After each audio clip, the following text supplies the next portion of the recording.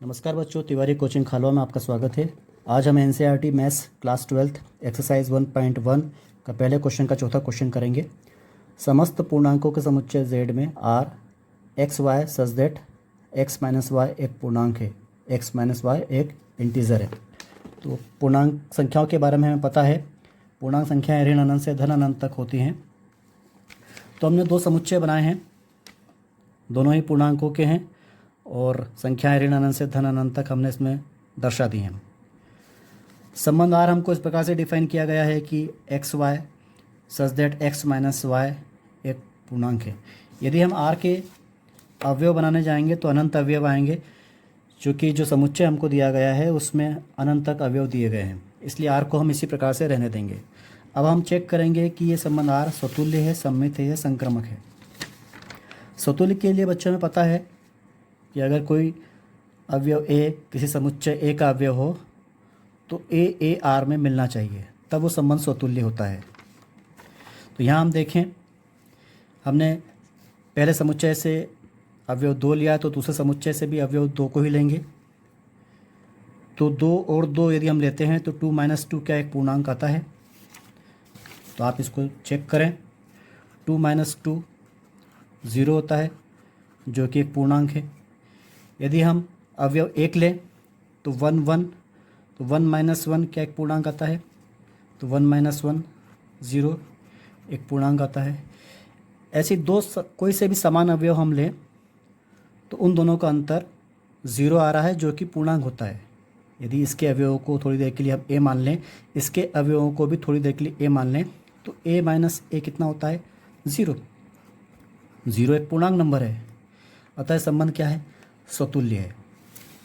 तो इसको हम इस प्रकार से दर्शाएंगे, प्रत्येक a जो कि पूर्णांकों के समुच्चय का अवयव है, a माइनस a हमें पता है 0 होता है और 0 एक पूर्णांक नंबर है, इसलिए a संबंध R में उपस्थित है, अतः यह संबंध स्वतुल्य है। अब बात करें सममित की। सममित के लिए हमें पता है कंडीशन कि अगर a b किसी समुच्चय a के अवयव हों और ए बी संबंध आर में मिलता हो तो उसकी मिरर इमेज बी ए भी आर में मिलना चाहिए, तब वो संबंध सममित होता है। तो यहाँ पर हम देखें, ए बी समुच्चय जेड के अवयव हैं, ए बी कोई पूर्णांक संख्याएं हैं और उनके लिए ए बी संबंध आर में दिया गया है, ये हमने मान लिया है। तो जब ए बी समुच्चय आर में दिया गया है तो इस डेफिनेशन से ए माइनस बी एक पूर्णांक होगा, ए माइनस बी एक पूर्णांक है। अब हमें पता है कि 4 एक पूर्णांक है, तो ऋण 4 भी तो एक पूर्णांक है। 5 पूर्णांक है, तो ऋण 5 भी तो एक पूर्णांक है। तो उसी प्रकार से अगर a माइनस बी कोई संख्या पूर्णांक है तो माइनस ब्रैकेट में a माइनस बी, ये भी तो पूर्णांक होगा। तो उसको हमने इस प्रकार से लिख दिया कि a माइनस बी जब एक पूर्णांक है तो माइनस ब्रैकेट में a माइनस बी एक पूर्णांक है, ब्रैकेट ओपन किया तो ये माइनस a प्लस बी, उसको ऐसा लिख दिया, b पहले लिख दिया, तो b माइनस a एक पूर्णांक है। तो b माइनस a एक पूर्णांक है तो बी ए आर का सदस्य हो गया, तो बी ए आर में मिलता है, अतः संबंध सममित है। अब हम बात करें संक्रमक की।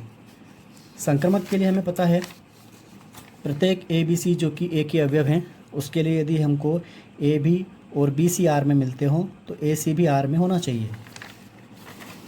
तो यहाँ हम देखें, ए बी सी जो कि जेड के अवयव हैं, ए बी सी पूर्णांक संख्याएं हैं और उसके लिए ए बी और बी सी आर में हमें दिए गए हैं। तो अगर ए बी आर में दिया गया है तो इस कंडीशन के अनुसार ए माइनस बी एक पूर्णांक है, वो हमने लिख दिया, ए माइनस बी एक पूर्णांक है।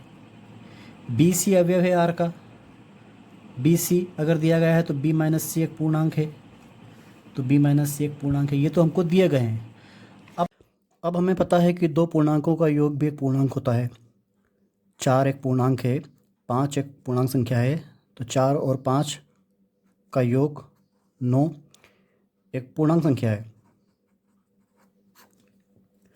तो यहाँ पर a माइनस बी एक पूर्णांक संख्या है, b माइनस सी एक पूर्णांक संख्या है, तो a माइनस बी और b माइनस सी का योग भी एक पूर्णांक होगा।